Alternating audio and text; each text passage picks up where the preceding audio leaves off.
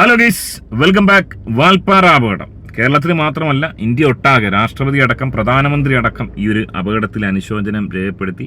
ഇത്തരം അപകടങ്ങൾ വരുമ്പോഴത്തേന് ഇതുപോലെ വലിയ രീതിയിലുള്ള മീഡിയ കൊട്ടിക്കോശം, പലരെയും പഴിയാറുക, ഡ്രൈവറെ പഴിയാറുക, വണ്ടിയെ പഴിയാറുക, റോഡിനെ പഴിയാറുക ഒക്കെ ഉണ്ടാവുന്നതല്ലാതെ ഭാവിയിൽ ഇത് ഉണ്ടാവാതിരിക്കാനുള്ള ഒരു പരിപാടികളും ഇവർ ചെയ്യുന്നില്ലെന്നുള്ളതാണ് ഏറെ ശ്രദ്ധേയമായ കാര്യം. ഇതിനാദ്യം ചെയ്യേണ്ടത് എൻ്റെ ഒരു പേഴ്സണൽ അഭിപ്രായത്തിൽ മിനിമം 1 കോടിയിൽ കുറയാതുള്ളൊരു ധനസഹായം ഈ കുടുംബങ്ങൾക്ക് കൊടുക്കണം. ഇത്രയും കുട്ടികളെ പഠിപ്പിച്ച് വലുതാക്കിയ ടീച്ചർമാരാണ്.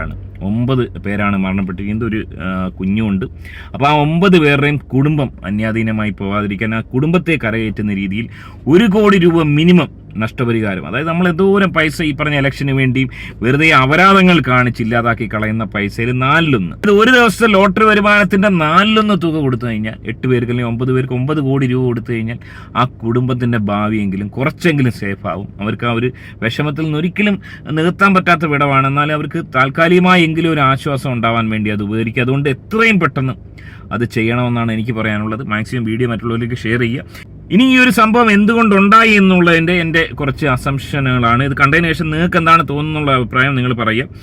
ഇതുപോലൊരു അപകടം ആവർത്തിക്കാതിരിക്കുക. ഇവിടെ പിഴവ് ഡ്രൈവർക്ക് പറ്റിയെന്ന് ഒരുപാട് പേര് വാദിക്കുന്നുണ്ട്. എന്താണ് ആക്ച്വലി സംഭവിച്ചത് വളരെ വിശദമായി നമുക്ക് പരിശോധിക്കാം. അതായത് മനസ്സിലാക്കാൻ സാധിക്കുന്നത് ഇവിടെ കേവലം ഒരാളിൽ ഈ ഒരു പിഴവ് ഒതുക്കാൻ സാധിക്കത്തില്ല. ഇവിടെ ധാരാളം പിഴവുകൾ ഈ ഒരു സംഭവത്തിൽ നമുക്ക് വ്യക്തമായി നമുക്ക് മനസ്സിലാക്കാൻ സാധിക്കുന്നുണ്ട്.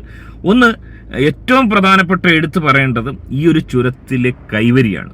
അത് പലരും പറയുന്നുണ്ട്. ആ ഒരു കൈവരി, അതായത് മുട്ടിൻ്റെ താഴെ നിൽക്കുന്ന രീതിയിലുള്ള കൈവരിയാണ് ഒരുക്കിയിരിക്കുന്നത്. 40 ഹെയർ പിൻ ഉണ്ടെന്ന് പറയുന്നു. സ്വാഭാവികമായും ചിലർ പറയും ഇത്രയും ഹെയർ പിൻ, അതായത് 60 കിലോമീറ്റർ 64 കിലോമീറ്റർ ഉള്ളിടത്ത് ഈ കൈവരിയിൽ കൂടുതലായി കൈവരി ഉണ്ടാക്കാൻ പാടാന്ന് പറയുന്നവരോടൊരു ചോദ്യം, എങ്ങനെയാണ് ഈ റോഡ് ഉണ്ടാക്കിയത്?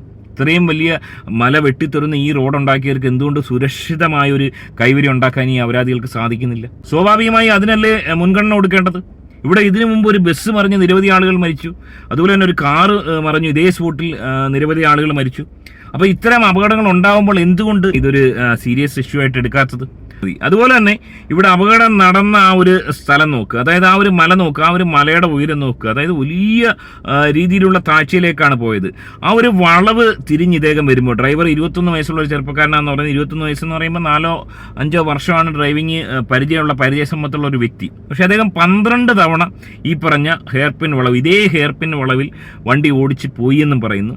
ഏതാണ്ട് 40 വളവിൽ 27 വളവ് ഓൾറെഡി അദ്ദേഹം വളച്ചെടുത്തു. അതായത് മേലിലോട്ടുള്ള വളവുകൾ വലിയ വളവുകളാണ്.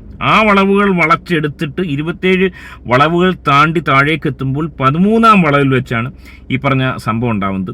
അവിടെ ചില ദൃക്സാക്ഷികൾ, എല്ലാ ന്യൂസിലും വന്നിട്ടില്ല, ചില ദൃക്സാക്ഷികൾ പറയുന്നത് ഒരു വാഹനം, ഒരു കാറ് മുകളിലേക്ക് കയറി വന്നെന്നും ആ കാറിനെ കണ്ടുകൊണ്ട് ഇദ്ദേഹം വെട്ടിച്ചപ്പോഴാണ് ഈ ഒരു സംഭവം ഉണ്ടായെന്നും പറയുന്നു. സ്വാഭാവികമായും അവിടെ സംശയിക്കേണ്ടിയിരിക്കുന്നത്, അതായത് വളവ് തിരിഞ്ഞു വരുമ്പോൾ പെട്ടെന്ന് കാറിനെ കണ്ടു കഴിഞ്ഞാൽ അവിടെ വേറൊരു ഓപ്ഷൻ ഇല്ല.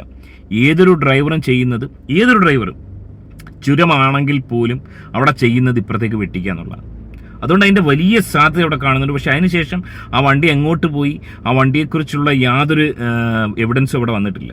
അപ്പോൾ അത്തരമൊരു വാദഗതി തള്ളിക്കളയാനാവില്ല. അങ്ങനെ വണ്ടി കയറി വന്നിട്ടുണ്ടെങ്കിൽ ഈ പറഞ്ഞ ഡ്രൈവർ വെട്ടിച്ചതുകൊണ്ട് സ്വാഭാവികമായും കൊക്കയിലേക്ക് മറിഞ്ഞതാവാം.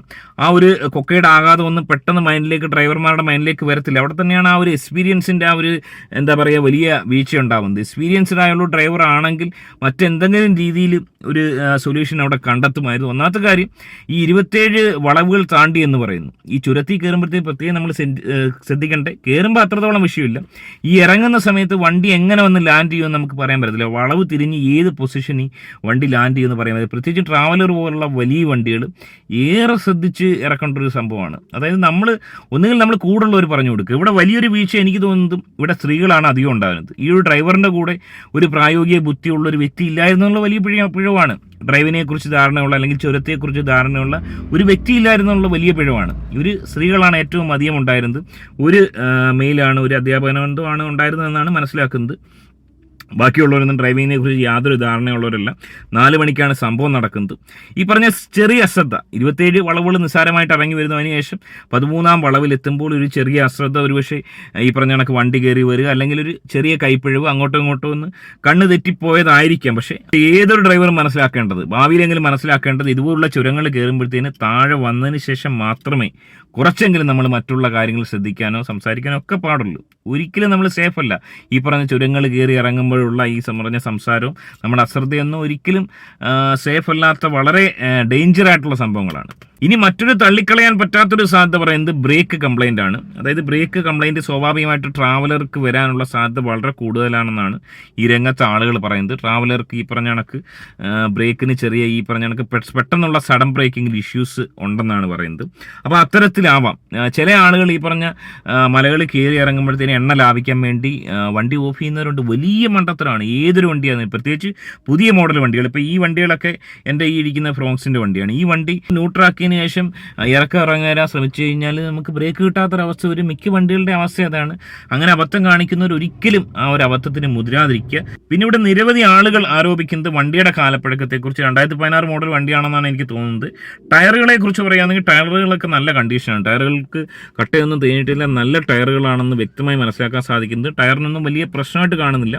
അതുകൊണ്ട് തന്നെ ഇവിടെ സംഭവിച്ചത് ഈ ഒരു വലിയ ഗുരുതര പിഴ, ഒന്ന് ഈ റോഡിൻ്റെ ഇഷ്യൂ, അതുപോലെ തന്നെ ഈ കൈവരിയുടെ പ്രശ്നം, ഒപ്പം തന്നെ ഈ പറഞ്ഞ കണക്ക് ഡ്രൈവറുടെ ഒരു ചെറിയ അശ്രദ്ധ ഉണ്ടായി, അല്ലെങ്കിൽ മറ്റൊരു വണ്ടി കയറി വന്നപ്പോൾ എങ്ങനെ അത് മാനേജ് ചെയ്യണം.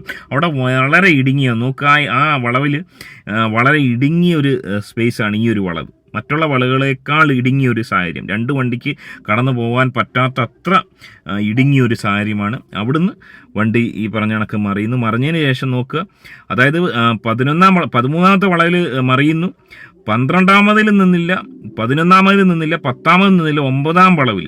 അത്രയും അധികം ഇതിങ്ങനെ കരണം മറിഞ്ഞ് വന്നുകൊണ്ടാണ് ഇത്രയും വലിയൊരു ആഘാതം ഉണ്ടായത്. പപ്പടം പോലെ പൊടിയുന്നൊരവസ്ഥ, ഏതാണ്ട് 500-600 അടി താഴ്ചയിലേക്ക് മറിയുന്നൊരവസ്ഥ. അത് എനിക്ക് തോന്നുന്നു ഈ മരങ്ങളൊന്നും, വലിയ മരങ്ങളൊക്കെ അതിൻ്റെ ഇടയിലുണ്ടായിരുന്നെങ്കിൽ ഒരുപക്ഷെ ഒരു പരിധി വരെ വണ്ടി അവിടെ വല്ലതും തങ്ങി നിന്നിട്ട് അതിൻ്റെ ഒരു സ്പീഡ് കുറയ്ക്കുന്ന ഒരു സാഹചര്യം ഉണ്ടാവുമായിരുന്നു. എന്നാൽ അതൊന്നും ഉണ്ടായില്ല, സ്പീഡ് കൂടുകയാണ് ചെയ്തത്. അത്രയും അധികം ആഘാതം ഉണ്ടാകാൻ കാരണം അത്രയും വലിയ സ്പീഡിൽ ഇതിലേക്ക് ഇങ്ങനെ കരണം മറിഞ്ഞു പോയി എന്നുള്ളതാണ്. ഏറെ ദൗർഭാഗ്യമൊന്നും പറഞ്ഞാൽ പറ്റത്തില്ല. അത്രയും അധികം വേദനാജനകമായ സംഭവം.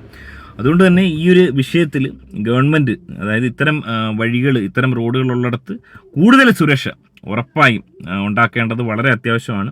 എന്നോടൊപ്പം പോകുന്ന ഡ്രൈവർമാർ ഏറെ ശ്രദ്ധിച്ചു. കാരണം നമ്മൾ പ്രത്യേകിച്ചും നമ്മൾ ഒറ്റയ്ക്ക് പോകാമെങ്കിൽ പിന്നെയും വേണ്ടില്ല, ഇതുപോലുള്ള യാത്ര പോകുമ്പോൾ നമ്മൾ കൊണ്ടുപോകുന്ന ആളുകൾ അവരുടെ ജീവന് വലിയ വില കൽപ്പിക്കണം. അത്രയും നമ്മൾ സേഫായിട്ട്, അത്രയും നമ്മൾ ജാഗരൂകരായി വേണം വണ്ടി ഓടിക്കാൻ.